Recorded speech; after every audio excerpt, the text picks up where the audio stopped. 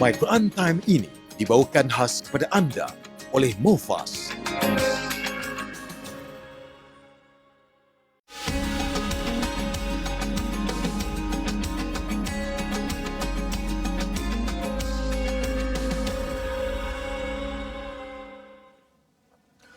أعوذ بالله من الشيطان الرجيم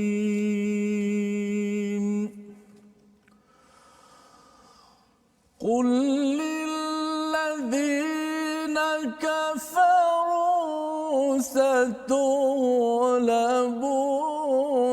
وتحشرون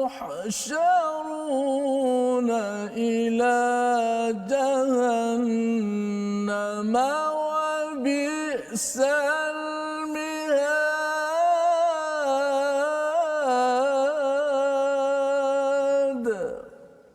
صدق الله. Surah Al-Azim. Assalamualaikum warahmatullahi wabarakatuh. Alhamdulillah wassalatu wassalamu ala Rasulillah wa ala alihi wa man wala. Syada la ilaha illallah syada Muhammadan abduhu wa rasuluh. Allahumma salli ala sayidina Muhammad wa ala alihi washabbihi ajma'in. Amma ba'du. Apa khabar tuan-tuan dan puan yang dirahmati Allah sekalian? Alhamdulillah kita bertemu pada hari ini. Kita mendalami kepada Al-Quran dalam slot kita My Quran Time, baca faham amal, dan saya mengucapkan ribuan terima kasih pada semua yang berada di depan kaca TV, yang terus istiqamah, yang terus share, yang ingin berkongsi terus dengan rakan-rakan yang lain.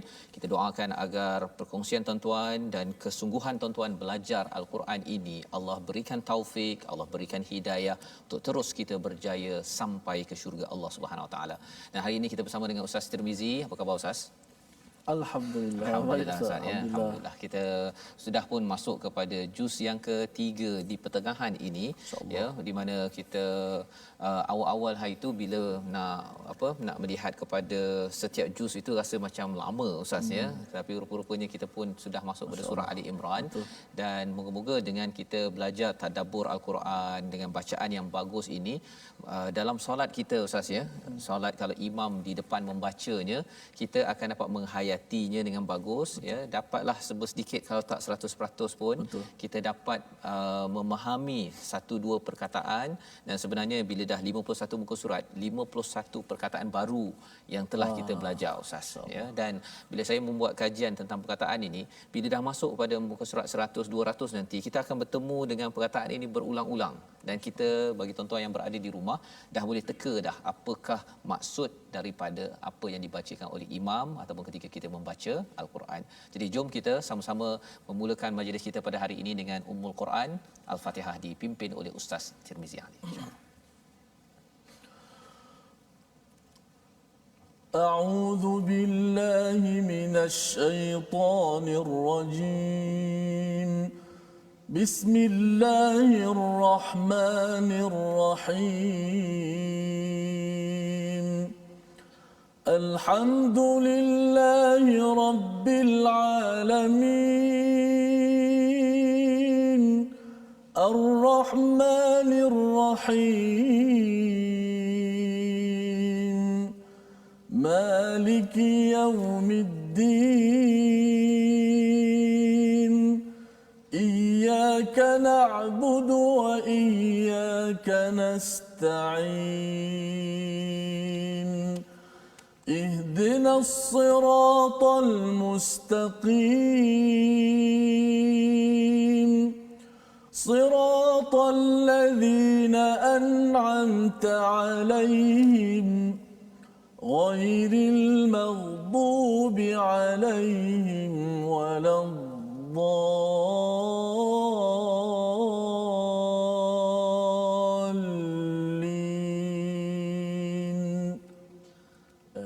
Amin amin ya rabbal alamin. Terima kasih diucapkan pada Ustaz Tirmizi ya, membacakan surah Al-Fatihah sebagai permulaan kita pada hari ini ya, agar kita terus kita memuji pada Allah Subhanahu Wa Taala.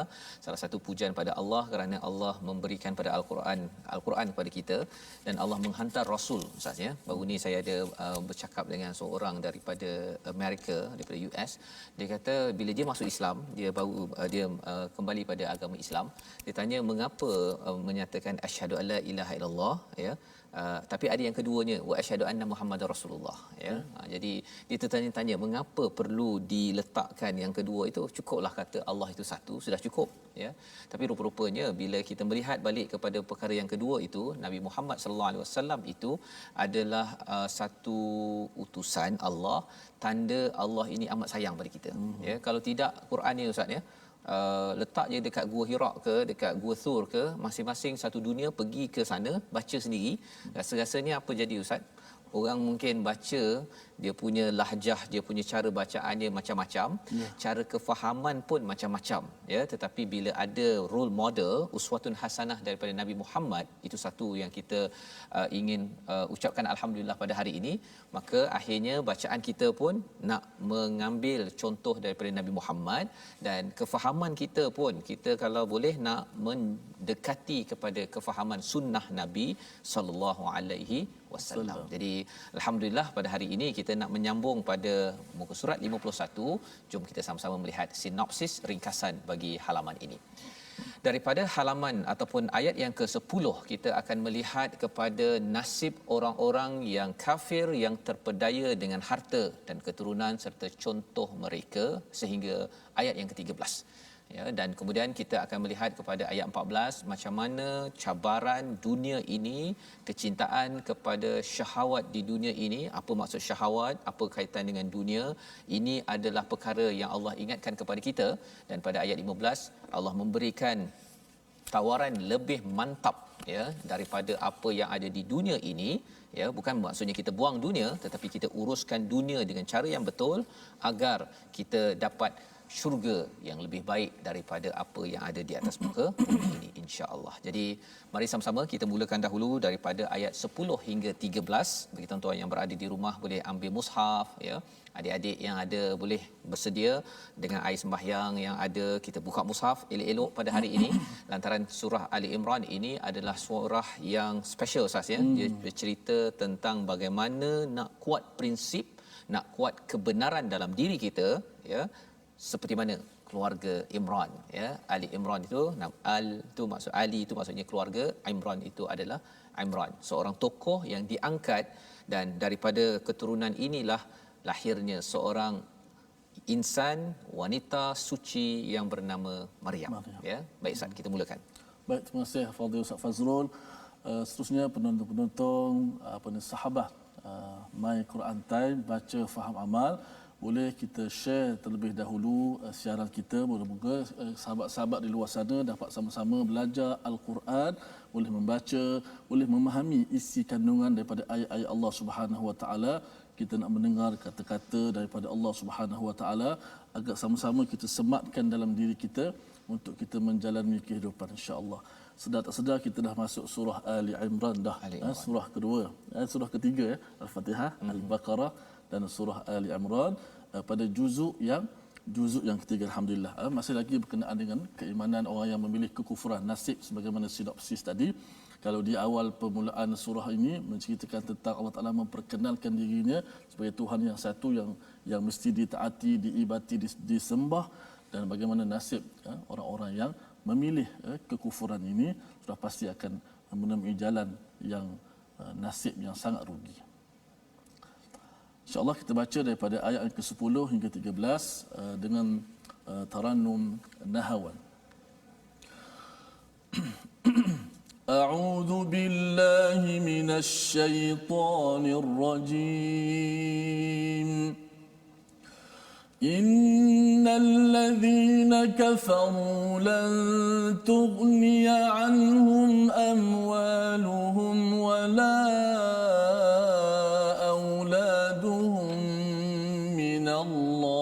شيئا وأولئك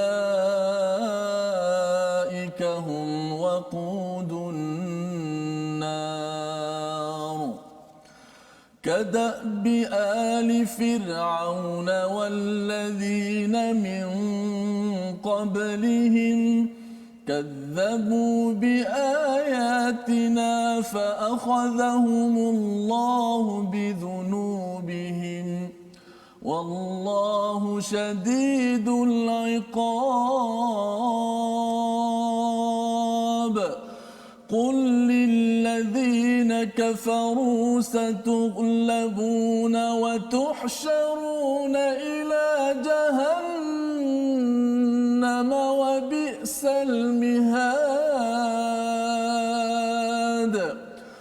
قد كان لكم آية في فئتين التقتا فئة تقاتل في سبيل الله وأخرى كافرة يرونهم مثليهم رأي العين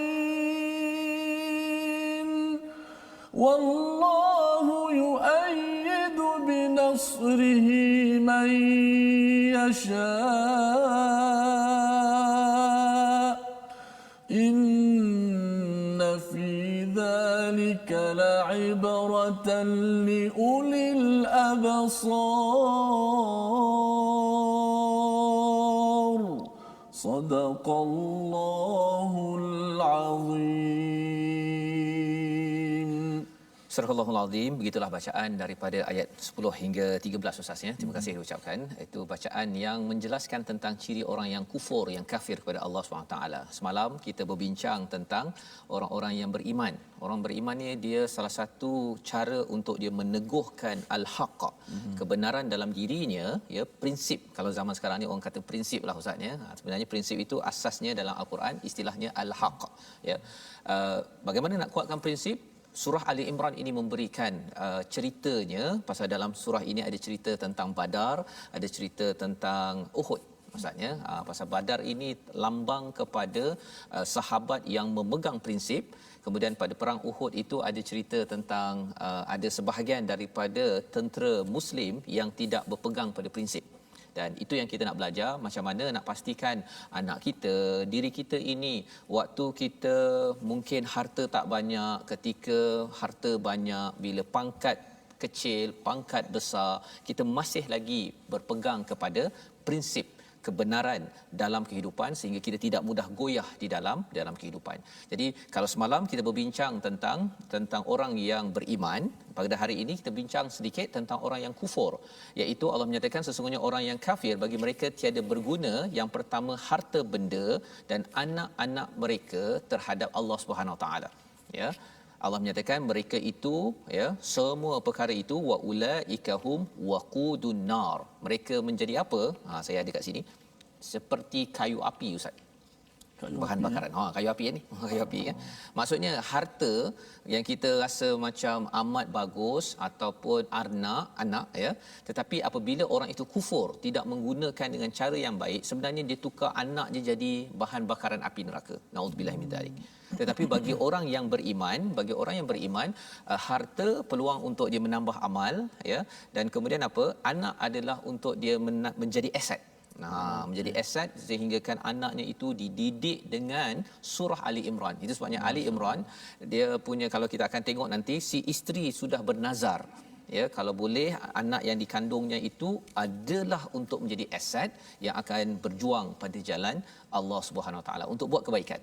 Bukannya sekadar lahir anak kemudian biarkan anak itu nak buat apa sahaja, tetapi dirancang berdasarkan pada panduan daripada Allah. Maka ini daripada ayat yang ke-10, kada bi ali fir'aun, Allah membawakan kisah ataupun contoh siapa orang yang kufur, yang tidak memanfaatkan harta dan juga anak, iaitu Firaun dan juga orang-orang sebelum ini. Ya, istilah yang digunakan di sini adalah kadabi. Misalnya da'aba ini maksudnya berusaha bersungguh-sungguh dan bersungguh-sungguh untuk mendapatkan sesuatu perkara. Jadi macam Firaun ni nak dapatkan pangkat, nak dapatkan harta, pengaruh, dia berusaha bersungguh-sungguh. Kalau kita tengok kepada orang-orang sebelum ini, contohnya kaum Ad, kaum Samud, mereka ada anak, mereka ada rumah yang besar, semuanya berusaha bersungguh-sungguh. Dan memang kita pun berusaha bersungguh-sungguh Ustaznya untuk dapatkan perkara itu. Tapi Allah menyatakan kadzabu biayatina. Mereka itu mendustakan ayat-ayat kami, maka kesannya apa? Allah fa'akhadhumullah. Allah menyiksa mereka bidunubihim. Jadi sebenarnya mengapa sesuatu kaum itu disiksa di dunia ini? Kerana dosa Ustaz. kerana dosa. Itu sebabnya kita kena selalu istighfar kepada Allah Subhanahu Wa Taala. Dalam surah ini pun ada formula bagaimana kita ini terus dibantu oleh Allah kuat prinsip kebenaran. Kerana apa? Kerana kalau kita bergelumang dengan dosa, maka Allah menyatakan wallahu syadidul iqab, iaitu sangat berat siksaan Allah. Di mana? Di dunia siksaannya berat, apatah lagi apabila sampai ke akhirat.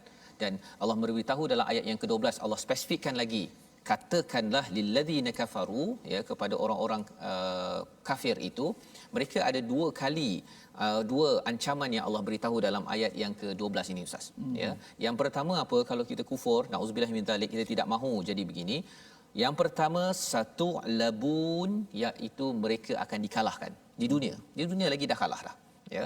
Dan yang keduanya, watuhsyarun, iaitu mereka akan dihalau, ya, bukan watajmaun, ya, tetapi watuhsyarun, dihalau ila jahannam. Kalau dalam surah Az-Zumar ada juga orang beriman dihalau, tapi ila jannah, ya, zumara, dengan kumpulan. Tapi kalau di sini Allah kata dihalau, tapi dihalau kepada neraka Allah Subhanahu Wa Taala. Ya, nauzubillah. Ini perkara yang kita tidak mahu berlaku bila tidak menggunakan prinsip cara pengurusan harta dan anak menurut Al-Quran. Dan Allah nyata pada hujung ayat 12 itu, wabi'sal mihad. Ini adalah seburuk-buruk buaian. Sebenarnya al-mihad ini daripada perkataan mahdi, Ustaz, ya, buaian. Jadi buaian ni sepatutnya tempat seronok kan. Seronok kan. Tempat yang mendamaikan, ya. Kalau anak baby, Ustaz, ya, kalau bayi tu kalau dia rasa ni kita letak dalam buaian, dia akan tertidur, kan. Kalau kita pun tepi pantai, Ustaz, ya, ada hammock tu, kan, macam buaian tu, kalau kita wah, itu amat menyamankan. Jadi Allah menggunakan perkataan mihad di sini nak menceritakan sepatutnya mereka ini nak cari tempat yang tenang, tapi Allah beritahu ini tempat yang paling teruk untuk kamu mencari ketenangan. Kerana apa? Kerana mereka amat tenang mengambil harta dan anak ini dengan cara mereka sendiri. Tidak mahu ikut kepada panduan daripada Allah Subhanahu Wa Taala. Dan ini membawa kita kepada analisis ataupun komentar Allah kepada orang-orang yang bukan Islam, kepada kita juga, ya, tentang selepas perang Badar, Ustaz. Ya, apakah ceritanya? Iaitu qad kana lakum ayatun fi fi'atainil taqata, ya, iaitu sesungguhnya telah ada tanda bagi kamu pada dua golongan yang berhadap-hadapan, iaitu pertemuan di antara kaum muslimin dengan kaum musyrikin dalam perang Badar, satu tempat dekat Madinah, ya. Ini adalah perang pertama yang diikuti oleh Nabi Muhammad sallallahu alaihi wasallam, ya, dan sebenarnya asalnya mereka nak ambil harta mereka je, Ustaz.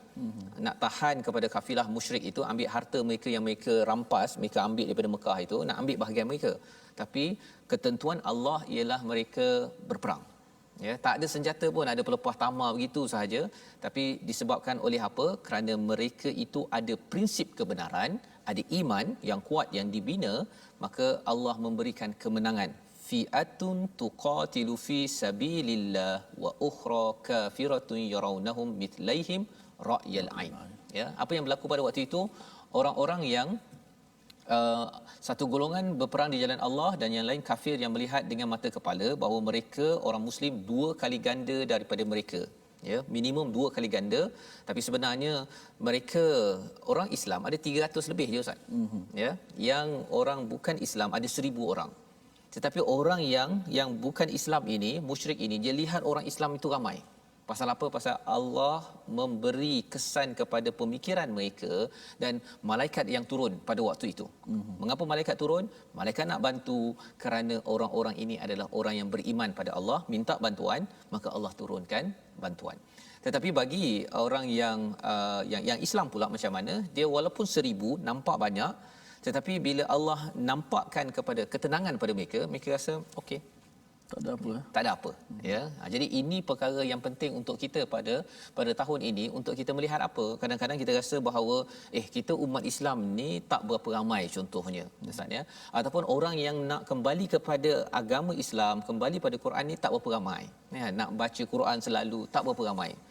pada waktu itu apa yang perlu kita ingat bahawa kalau kita betul-betul ya wallahu yu'ayyidu binasrihi may yasha, bila kita betul-betul yakin Allah menguatkan dengan pertolongan Allah, kesannya apa? Yang ramai ini pun kita akan pandang kecil.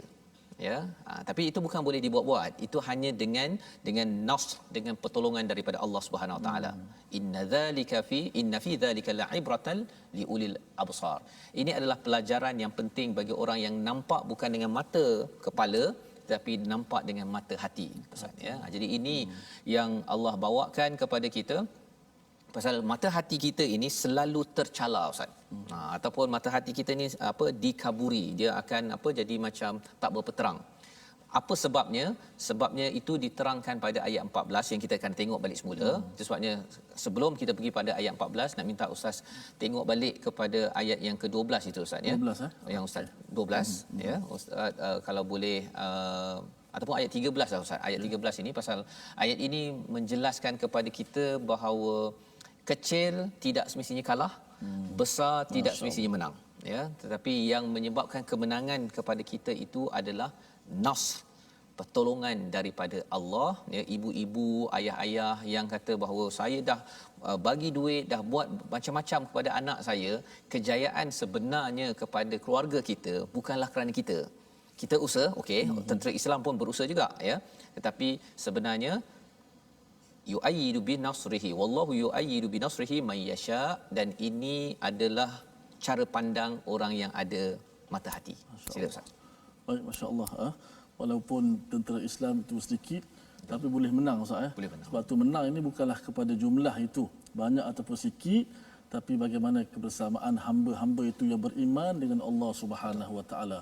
Di sisi Allah tidak ada mustahil. Mungkin di sisi kata rasa penat, susah, tak laratlah nak buat sesuatu. Tapi kalau Allah Taala kata mudah. So daripada kita lah, sisi kita macam mana kita memandang suatu perkara tersebut, mesti positif, mesti bergantung kepada Allah Subhanahu Wa Taala. Baik, saya nak baca ayat yang ke-13 dengan Taranum Nahwan. Insya-Allah akan dipasakkan lagi oleh Ustaz Fazrul. Insya-Allah. Auzubillahi minasyaitanir rajim. قد كان لكم آية في فئتين التقتا فئة تقاتل في سبيل الله وأخرى كافرة يرونهم مثليهم رأي العين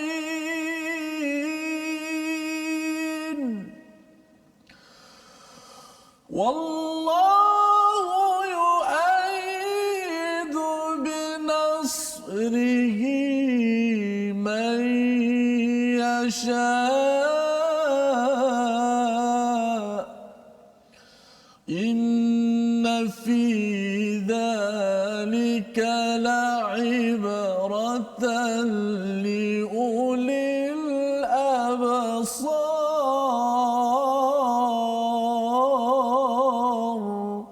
صدق الله العظيم. Surahul Azim. Inilah ayat yang ke-13 bercerita tentang apakah rahsia kemenangan umat Islam pada perang Badar itu adalah kerana mereka ini cara melihatnya itu berbeza. Allah nampakkan, Allah bantu dengan menampakkan kepada musuh itu bahawa orang Islam ramai ya, dan Allah memberi kemenangan, Allah beri bantuan dengan para malaikat, Allah beri bantuan dengan ketenangan kepada umat Islam. Allah yang sama, Ustaz ya, Allah yang sama yang akan memberi ketenangan kepada kita, yang akan memberi keyakinan kepada kita, dan perkara ini bukan boleh dibuat-buat, ia hanyalah dengan ibrah, pelajaran, cara berfikir, cara beremosi perasaan kita dengan mata hati. ya, dengan mata hati. Dan sebabnya kita nak melihat kepada perkataan kita pada kali ini, ya, apakah perkataan untuk hari ini? Kita nak melihat pada perkataan hasyara, ya, hasyara iaitu ia muncul pada ayat yang ke-12 sebentar tadi, 43 kali disebut di dalam al-Quran, yang maksudnya mengumpulkan, tetapi dalam bentuk seperti dihalau, ya. Dia jamaah itu kumpul juga maksudnya, tapi hasyara ini dikumpulkan dengan cara dihalau macam halau binatang. Lagi besar lah.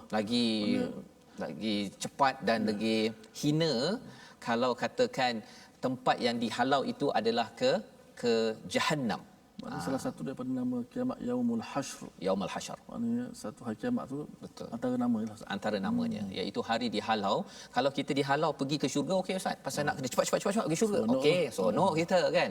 Halau terus dapat ke akaun dapat 1 juta, seronok kita kan. Tapi halau kan kena bayar hutang 1 juta ataupun kena halau untuk masuk penjara. Dahlah masuk penjara, masuk neraka, tapi kena halau pula. Kena halau. Cepat sangat. Kan, cepat sangat. Jadi orang yang nak didenda, kalau boleh dia jangan dihalau. Dia nak kalau boleh lambat, tangguh sikit, buat rayuan. Tapi inilah yang Allah beritahu kepada kita agar kita jauhkan daripada menjadi sebegini ustaz, ya. Dan cabaran mengapa boleh jadi begini, Allah beritahu salah satunya bila absar, mata hati ini dikaburi, ya, dikotorkan dengan apa? Dengan syahwat minan nisa dan pelbagai perkara yang kita akan sentuh sebentar lagi. Jadi kita berehat sebentar ustaz, ya. Kita berehat sebentar. Kita menyambung selepas ini My Quran Time, baca, faham, amal, insya-Allah.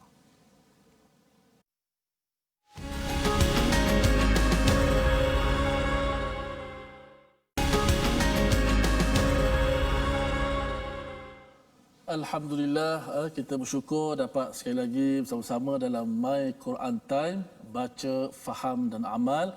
Alhamdulillah, kita sekali lagi meneruskan pengajian kita pada juzuk yang ketiga, muka surat yang ke-51, surah Ali Imran. Dan terima kasih kepada semua sahabat-sahabat Al-Quran kerana terus setia bersama dengan My Quran Time. Baik, kita nak jemput kepada semua sahabat-sahabat, rakan-rakan di luar sana untuk bergabung bersama-sama dengan kita pada platform rasmi yang telah kita sediakan, di mana kita ada Facebook, ada YouTube, ada Instagram. Boleh kita layari platform tersebut, iaitu kita ada Facebook Sahabah My Quran Time, Sahabah Al-Quran My #Quran Time, dan juga My #Quran Time. Juga boleh tonton di YouTube My #Quran Time Official, dan ada Instagram, boleh layari My Quran Time Official. Sama-samalah kita bertemu, bergabung kat sana, kita dapat kongsi maklumat dan juga ilmu pengetahuan, insya-Allah. Baik, kita beralih seketika tumpuan kita kepada ilmu tajwid untuk membicarakan kalamullah, huruf-huruf Al-Quran ini. Insya-Allah hari ini kita nak sebut satu huruf sahaja, iaitu huruf yang berada pada makhraj al-halq, iaitu kerongkong ataupun tekak, ataupun disebut leher lah, iaitu makhraj al-halqu ini, kerongkong ataupun tekak ataupun halqum, yang mana kita nak fokus hari satu huruf yang berada di bahagian pangkal halqum. Pangkal ni bawah sekali lah, leher kita yang dekat dengan dada tu, tu pangkal. Hurufnya ada dua, kita nak fokus satu saja hari ini, iaitu huruf ha. Okey, huruf ha. Huruf ha, kalau kita lihat gambar rajah halqum itu berada pada kedudukan nombor 1 tu. Nombor 1 itu ada dua huruf di situ. Yang pertama huruf ha, yang kedua huruf hamzah. Saya nak fokuskan huruf ha pada hari ini dan nak lihat contoh pada ayat pertama yang kita baca tadi, iaitu ayat ke-10 surah Ali Imran. Innal ladzina kafaru lan tughniya anhum amwaluhum. Lan tughniya anhum amwaluhum. Ada dua huruf ha di situ. Mana huruf ha bila kita sebut lan tughniya anhum amwaluhum, maka huruf ha itu keluarnya daripada mana? Daripada pangkal halqum kita. Maka huruf ha kedudukan itu berada di pangkal halqum. Maknanya kita dah kenal. Sebelum ni mungkin kita dah boleh sebut huruf ha, hi, hu, cuma mungkin tempatnya tak tahu. Bila kita dah tahu tempat jadi mana, maka dia akan lebih confident. Kita akan lebih confident untuk menyebut huruf itu tadi. InsyaAllah, moga-moga kita dapat menyebut huruf ha ataupun kita biasa sebut huruf ha yang simple tersebut dengan baik, insya-Allah. Insya-Allah. Okey, baik, terima kasih Ustaz kepada Ustaz Tirmizi berkongsi tadi tentang tajwid. Makhraj huruf ini amat penting Ustaz untuk kita sama-sama kenal daripada mana, dan lebih daripada itu ialah kerana ia ada kaitan dengan hak al-Quran Ustaz kan. Hak al-Quran ini penting, dan kalau ikutkan kepada psikologi pun tentang suara ni, dia kalau kita baca dengan betul, dia memberi kesan emosi yang lebih tenteram kan. Pasal kalau bercakap tentang hati kita ni, dia ada dia punya apa istilahnya, wave dalam bahasa Inggerisnya, dia punya gelombang ni tu. Jadi kalau katakan bacaan tu tak betul, gelombang tu dia terkacau, jadi daripada tenang tu jadi tak tenang kan. Itu sebabnya proses kita belajar ini adalah proses yang penting, apatah lagi kita mendengar bacaan daripada Ustaz Tarmizi pada setiap hari daripada YouTube Ustaz kita nak biasakan agar akhirnya hati kita ini pergi kepada gelombang yang tenang itu sendiri, berbanding dengan ada orang dia tenang bila dengar lagu, tapi dengar Quran ni dia mengantuk.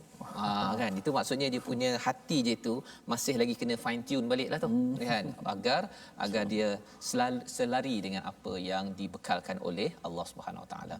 Jadi kita nak teruskan Ustaz kepada ayat 14 dan 15 bersama tuan-tuan yang berada di rumah. Kita nak melihat kepada apakah cabaran untuk mendapat ulil absar, nak menjadi orang yang dapat melihat dengan mata hati, agar kita diberikan kemenangan di dunia ini dan juga apatah lagi kita sampai ke akhirat nanti. Jom kita baca ayat 14 dan 15 bersama Ustaz Tirmizi. Baik, terima kasih kepada Ustaz Fazrul, penonton-penonton sahabat-sahabat Al-Quran. Kita akan baca lagi dua ayat, iaitu 14 dan 15. Dan kalau kita melihat pada makna secara zahir, pada secara literal, kita melihat ayat 14 tu cerita tentang nikmat-nikmat di dunia, dan ayat yang ke-15 cerita tentang nikmat-nikmat di hari akhirat. Itu adalah ragam bentuk ayat. So saya nak baca Al-Quran ni, nak baca ayat 14 dengan Teranum Hijaz. Dia agak bunyi dengan hijaznya, mungkin Ustaz boleh tengok dari sudut maknanya. Dan ayat ke-15 saya akan baca dengan Teranum Jiharkah, bentuk kegembiraan sikit bila baca. Okey, sama-sama kita cubalah. Saya pun kena berazamlah nak cuba. Buat jadi ke tidak tak tahu lagi, kena buat dulu. Okey, ayat 14 dan 15. Okey, 14 Hijaz, 15 Jiharkah. A'udzubillahi minasyaitonir rajim. Bismillahirrahmanirrahim. زين للناس حب الشهوات من النساء والبنين والقناطير المقنطرة من الذهب والفضة والخيل المسومة والأنعام والحرث، ذلك متاع الحياة الدنيا، والله عنده حسن المآب. قل أنبئكم بخير من ذلكم للذين اتقوا عند ربهم جنات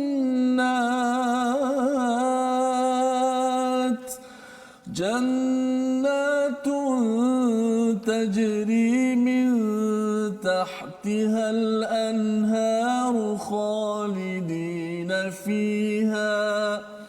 خالدين فيها وأزواج مطهرة ورضوان من الله، والله بصير بالعباد. صدق الله العظيم. Surahul Azim itu daripada ayat yang ke-14 15 Ustaz ya, bercerita tentang bagaimana kita nak mengubat, nak memastikan dalam diri kita ini kita menjadi ulil absar, orang yang mata hatinya terang, dapat mengambil ibrah ya, dapat mengambil pelajaran daripada apa yang pernah berlaku pada perang Badar ya. Daripada perang Badar, satu perjuangan di mana menangnya umat Islam kerana ABC, kerana iman ya Ustaz ya, dah tahu dah. Dan kemudian kalau kita melihat kepada bagaimana Allah membantu perjuangan Nabi dalam perang Badar itu, sebenarnya bukan bermula pada tahun pertama Hijrah, tetapi pasukan Badar itu sudah dilatih sejak daripada Mekah. Mereka melalui fasa-fasa keimanan yang getir, maka akhirnya mereka ini menjadi orang yang imannya kuat dan layak untuk mendapat bantuan daripada Allah Subhanahu Wa Taala. Maka cabaran untuk absar ini, mata hati kita ini terus terang, Allah menyatakan zuyyina lin-nasi hubbus syahawati minan nisa, dijadikan terasa indah dalam pandangan manusia cinta terhadap apa yang diinginkan. Yang pertama berupa perempuan-perempuan. Ya, ini adalah cabaran yang pertama. Allah nyatakan di sini apabila kita bercakap tentang orang di Mekah Ustaz ya, mereka itu habbaba ilaikumul iman. Allah campakkan, Allah tanamkan benih iman kepada mereka sehingga kan mereka nampak cantik iman itu ya. Itu yang berlaku kalau kita lihat dalam surah Al-Hujurat. Tetapi dalam ayat ini, kalau iman itu tidak dibajai, maka yang akan tumbuh ialah syahawati minan nisa, iaitu suka daripada wanita-wanita. Dan ayat ini spesifik kepada orang lelaki ya, psikologi lelaki. Pasal apa? Pasal senarai ini Ustaz ya, senarai ini memang ini jelah orang lelaki dekat sini je. Kalau ada orang kata apa rahsia lelaki, dekat sini sajalah. Okey, Allah beritahu awal-awal. Tetapi bagi kumpulan perempuan macam mana, tak dijelaskan secara spesifik. Pasal orang perempuan ni Ustaz ya, dia berbeza-beza. Berbeza-beza. Dia kadang-kadang hari ini mungkin dia rasa macam saya suka gelas kan, cantik betul gelas kan. Ataupun besoknya mungkin tak suka gelas, dia mungkin rasa langsir pula. Ataupun lusanya mungkin suka pula jom bercuti bang kan. Lusa lagi dia cakap jomlah kita bercakap bang, dapat bercakap dengan abang pun cukup kan. Tapi besok lagi cakap bukan cakap macam ni, cakap begini pula, dia berubah-ubah ya. Tetapi bagi orang lelaki dia beginilah dia ya. Ini sahaja dia punya rahsianya. Maksudnya rahsianya apa? Apa dia? Apa rahsia? Rahsianya ialah orang lelaki dia pusing-pusing pun kat sini saja, tetapi bagi golongan wanita dia lebih daripada apa yang disenaraikan. Jadi tidak diletakkan dalam bentuk checklist sebagai senarai semak. Panduan untuk siapa?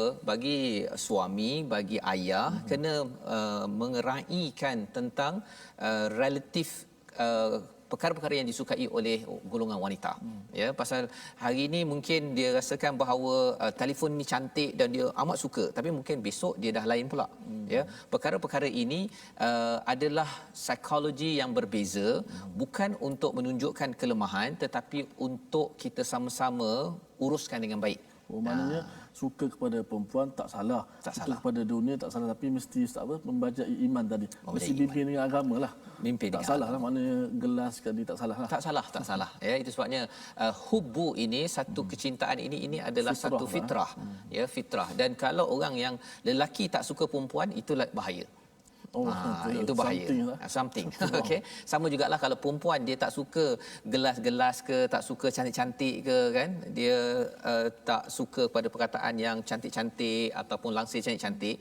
Yang itu ada masalah sikit pada wanita tersebut. Allah nak beritahu itu, tapi jangan sampai ekstrim. Maksudnya jangan sampai ekstrim. Maksudnya kalau yang pertama ekstrim cinta syahwat minan nisa itu tidak dipandu dengan iman, jadilah seperti orang kufur sebentar tadi. Ya, ataupun yang keduanya apa? Wal banin, daripada wanita ini lahirnya anak. Kalau ekstrimnya apa? Iaitu ada yang menggunakan anak khas untuk nak menunjuk-nunjuk kepada orang lain. Yang itu. Tapi kalau katakan contoh Nabi Zakaria berdoa, kalau kita tengok dalam surah Maryam pun, Nabi Zakaria memohon untuk mendapatkan anak, tapi anak itu adalah untuk meneruskan legasi kebaikan, maka itu adalah dibenarkan. Dan seterusnya apa? Psikologi manusia, wal qanatiril muqantarah, iaitu harta benda yang banyak yang berlimpah-limpah Ya Ustaz ya. Dia kalau macam ada kereta lah Ustaz ni, ada kereta sebiji. Psikologi manusia ini dia kalau boleh ada 2 biji. Kan. Tak boleh lagi kalau boleh ada 3 biji. Kan. Dan bila ada kereta baru lagi keluar di pasaran, dia kalau boleh nak yang itu dan yang itu dan nak yang itu. Ya. Jadi berbiji-biji bertingkat-tingkat ini kalau boleh kereta je bang, boleh tak kita nak kereta yang terbang? Contohnya lah kan yang ini. Ini kereta terbang ni kan, helikopter. Kalau boleh dia nak, dan ini adalah psikologi manusia Ustaz ya, pada tuan-tuan sekalian. Allah membawakan perkara ini, salah satu yang bertumpuk-tumpuk yang dia nak bina ini, yang pertama minaz zahab wal fiddah. Ya, yang kita cakap tadi tu dia bermula dengan apa? Kalau boleh dia nak emas, nak bertumpuk-tumpuk. Kalau dah ada sekeping nak 2 keping Ustaz. Kalau dekat Shah Alam tu saya ada tengok kedai emas, dia beratur panjang Ustaz. Zaman sekarang ini kan. Jadi itu adalah psikologi. Salah ke? Belum lagi. Dia bukan salah tak salah, tetapi ia perlu diuruskan dengan iman. Dan disambung lagi, apakah yang nak ditumpuk-tumpukkan? Satu emas, yang kedua perak, yang ketiga wal khail. Bercakap tentang khail ini kuda peliharaan pada zaman dahulu Ustaz ya. Ada kuda ini kira orang kaya ni. Ya, zaman sekarang kalau orang itu ada kereta, ada lambang kuda. Ya. Dan kalau kita ada kereta macam ni pun orang akan panggil apa? Dia ada kuasa,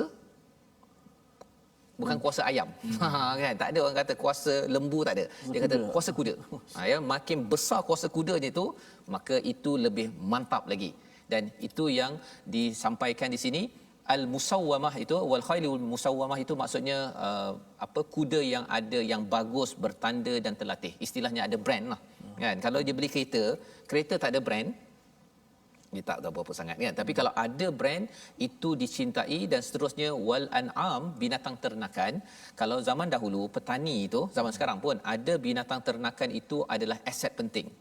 Ya, sumber untuk menjana lebih banyak lagi keuangan dalam kehidupan. Jadi zaman sekarang ini mungkin kita punya binatang ternakan, kalau zaman dahulu binatang ternakan boleh hasilkan duit, zaman sekarang ni ada office, ada pejabat, ada staff ya. Perkara itu lagi banyak staff. Kalau orang tanya, ustaz ada berapa staff contohnya kan. Kalau orang tu kata saya ada 100 staff. Kalau dalam cerita, ada satu cerita saya tengok tu dia ada 200,000 staff. Tak tahulah betul ke tak betul macam mana dia nak uruskan tu. Tapi nak ceritanya apa? Orang berbangga dengan staff. Staff ini lebih kurang, kalau zaman dulu staff dia adalah lembu, sekarang ni staff dia adalah manusia, komputer, aset-aset yang boleh menjana keuangan. Dan yang akhir sekali wal harth, iaitu kalau petani dapat ladang sawah, maksudnya ada untung. Ada untung. Zaman sekarang kalau tuan-tuan yang ada bisnes, bila ada untung, itulah yang kita nak tengok. Kalau boleh di setiap hari tengok dalam bank account tu, login setiap hari Ustaz, sampai 10 kali untuk tengok bank account ada berapa ringgit lagi. Alamak, baru RM1 tu saya. Belum update lagi untung daripada kerja, maksudnya gaji lah tu. Ataupun dah masuk, dah masuk 5,000 contohnya kan. Ataupun ya Allah tak masuk lagi, bila nak masuk. Itu sebenarnya kecintaan. Jadi bagi bos-bos, kita doakan ya bahawa kita memang tahu dah manusia ni dia akan check. Dia akan semak berkali-kali, selagi benda yang dia cinta tu tak keluar nombornya tu, dia akan telefon, saya dah bekerja bos, tapi mengapa tak masuk lagi? Dan Allah cakap apa? Zalika mata'ul hayatid dunya. Ya, semua perkara itu tadi, zalika mata'ul hayatid dunya, demikian itu kesenangan kehidupan dunia. Mata' ini maksudnya kesenangan Ustaz ya. Dan mata' ini dia tak cukup satu tadi tu. Kalau dah ada kereta, kemudian dia tengok kereta lain, dia nak kereta lain. Dia kalau dah ada kereta 2, dia tengok kereta lain cantik, dia nak ni. Itu istilah mata'. Itu belum lagi jiran tu sebelah pakai kereta lain. Betul. Ya. Dia nak tengok trend terkini. Jadi bila bercakap tentang hubus syahawati minan nisa, bila tidak diuruskan dengan iman, dia jadi mata'. Apa maksud mata'? Dia rasa macam saya dah ada pasangan, dia tertengok pasangan orang lain. Ya. Dia dah ada apa tadi? Dia dah ada emas, dia tengok orang lain ada emas terbaru Ustaz, dekat Facebook ke dekat mana-mana, dia tengok macam ada emas terkini, dia nak dapatkan yang baru. Ya. Ada kereta terkini, dia nak kereta terbaru. Dia tengok orang lain ada office baru, dia pun nak office baru. Ya. Jadi semua perkara ini adalah cabaran yang melanda. Macam mana nak uruskan ini? Allah kata wallahu indahu husnul ma'ab. Ya. bahawa sesungguhnya di sisi Allah lah sebenarnya sebaik-baik tempat kembali, bukannya tempat kembali kepada kereta yang dibeli. Hebat macam mana pun harga 500,000 juta ke 1 juta ustaz ya, akhirnya tak tidur pun kat sini. Kan? Jadi ini Allah beritahu pasal apa? Pasal ada orang yang tak boleh tidur pasal dia tak dapat kereta yang dia idamkan. Kan? Yang dia boleh belilah kereta mainan macam ni je lah. Kan? Dia selagi dia tengok, dia apatah lagi dia tengok, bila orang dah mula takjub pada sesuatu tu Ustaz ya, dia nampak sampai dalam mimpi. Ya, dan itu kesannya apa? Mengaburi kepada absar, kepada mata hati kita. Maka Allah menyatakan pada ayat yang ke-15, saya minta Ustaz untuk bacakan ayat ini. Katakanlah, perkara inilah yang kita kena ulang-ulang pada setiap hari, agar apa? Segala perkara yang kita cinta ini kita dapat uruskan dengan iman, dengan takwa. Ayat yang ke-15, jom kita baca. Masya-Allah, masya-Allah. Baik, kita baca ayat yang ke-15. Auzubillahi minasyaitanir rajim. Bismillahirrahmanirrahim. قل أنبئكم بخير من ذلكم للذين اتقوا عند ربهم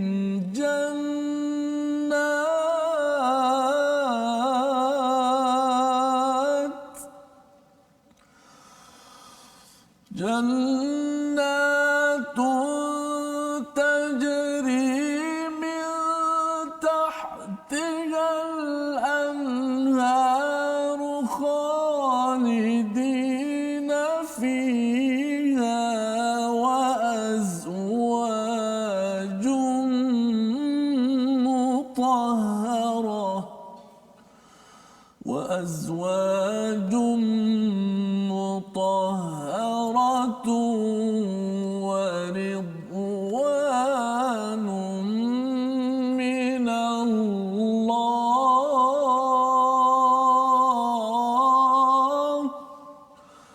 والله بصير بالعباد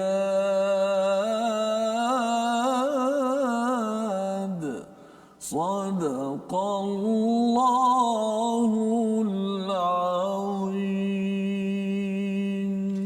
Katakanlah, mahukah aku kabarkan kepadamu apa yang lebih baik daripada yang demikian itu? Ya, maksudnya segala apa yang dicintai sebentar tadi, ia perlu diuruskan. Kerana apa? Kerana semua perkara itu tidak boleh dibawa sampai ke alam kubur dan juga ke akhirat nanti Ustaz. Ya. Tetapi cabarannya ialah perkara ini memang kita cinta. Bila cinta ini, dia akan masuk juga idea tentang harta, tentang wanita dan sebagainya ini. Maka Allah menyatakan unabbiukum, ya, apakah mahukah aku kabarkan dengan yang lebih baik daripada semua perkara itu yang kita cinta itu, ya. Iaitu yang pertama apa? Lilladzina taqau inda rabbihim, ya, kepada orang yang bertakwa. Apa maksud takwa? Nak menjauhi daripada perkara-perkara yang merosakkan. Apa yang merosakkan? Tadi hubbu syahwati minan nisa, ya, wal banin wal qanatir, semua perkara yang dinyatakan dalam ayat 14 itu, dia kalau tak diuruskan dengan takwa, dia akan membawa masalah kepada orang tersebut. Absar, mata hati akan kabur dan akhirnya dia akan terjerat dengan dunia ini masuk ke jahannam, naudzubillah. Jadi Allah menyatakan yang lebih baik daripada perkara itu, ya, kita rasa macam wah ini baik ni, banyak baik. Tapi yang lebih baik daripada itu yang pertama apa? Jannatun tajri min tahtihal anhar, iaitu syurga yang di bawahnya air sungai yang mengalir. Itu yang pertama, ya, Allah nyatakan. Mengapa Allah cakap begini? Kerana kalau Ustaznya, kalau kita jalan ke tempat yang cantik, biasanya kalau saya bawa anak saya pergi ke hotel ke, kadang-kadang, abah boleh tak kita duduk dekat sini hotel ni lama-lama abah, kan? Itu adalah fitrah manusia, ya. Anak pun ada begitu dan ayahnya pun kalau boleh memang nak duduk dekat tempat cantik itu, ada sungai, ada laut, apa sebagainya. Tak mampu Ustaz, mahal, ya. Jadi yang lebih baik daripada itu apa? Ialah syurga yang Allah tawarkan. Allah bagi tahu dulu dia punya ganjarannya nak buat apa lepas ni. Yang pertama. Kemudian apa yang lebih penting, khalidina fiha. Tadi pergi hotel satu hari Ustaz kena bayar sampai 500. Satu hari nak pergi tu kira duit Ustaz, kan? Okey, kecuali lah kalau bagi percuma, okey lah Ustaz, kan? Tapi kena bayar. Dan Itu satu hari.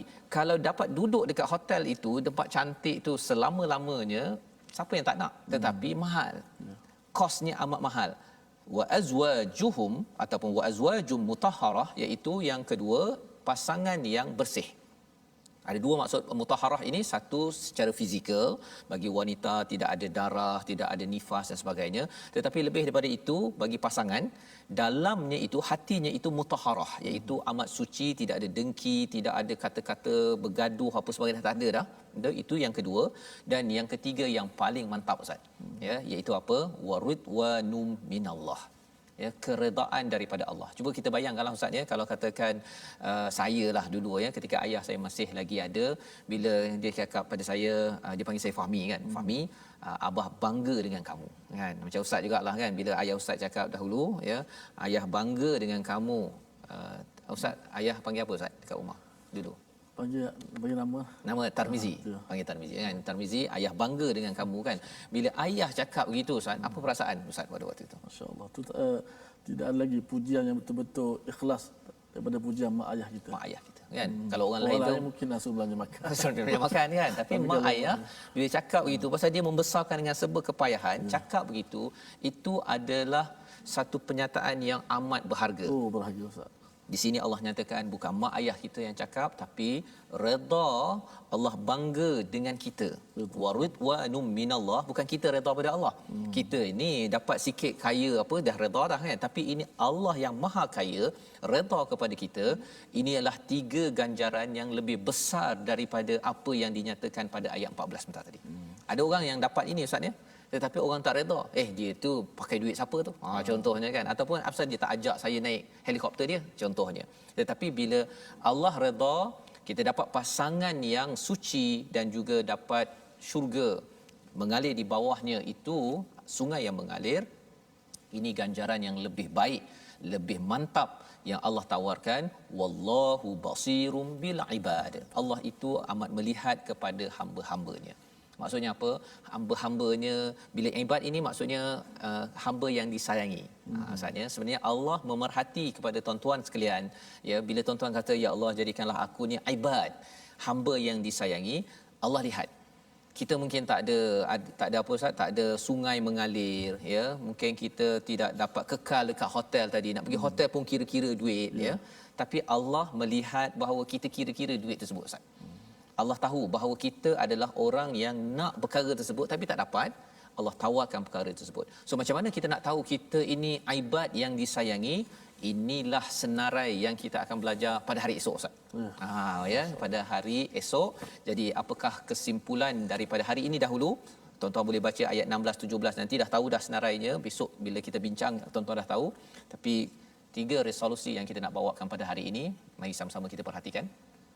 Yang pertama, pada ayat yang ke-10 sebentar tadi kita melihat bahawa harta dan anak perlu dimanfaatkan untuk menjadi sumber pahala di akhirat nanti. Itulah yang perlu kita sedar dan perlu kita rancang bersama dengan panduan daripada Al-Quran. Yang kedua, ingin kemenangan, ya, kalau kita ingin kejayaan, kemenangan di dunia ini, kita perlu dapatkan pertolongan daripada Allah Subhanahu Wa Taala, bukan kita. Kita berusaha, tetapi kita perlu menjemput pertolongan Allah. Dan yang ketiganya, berhati-hati ganjaran di dunia, kerana ada ganjaran yang lebih mantap yang perlu kita uruskan dengan cara ibad, kasih sayang ataupun hamba yang disayangi.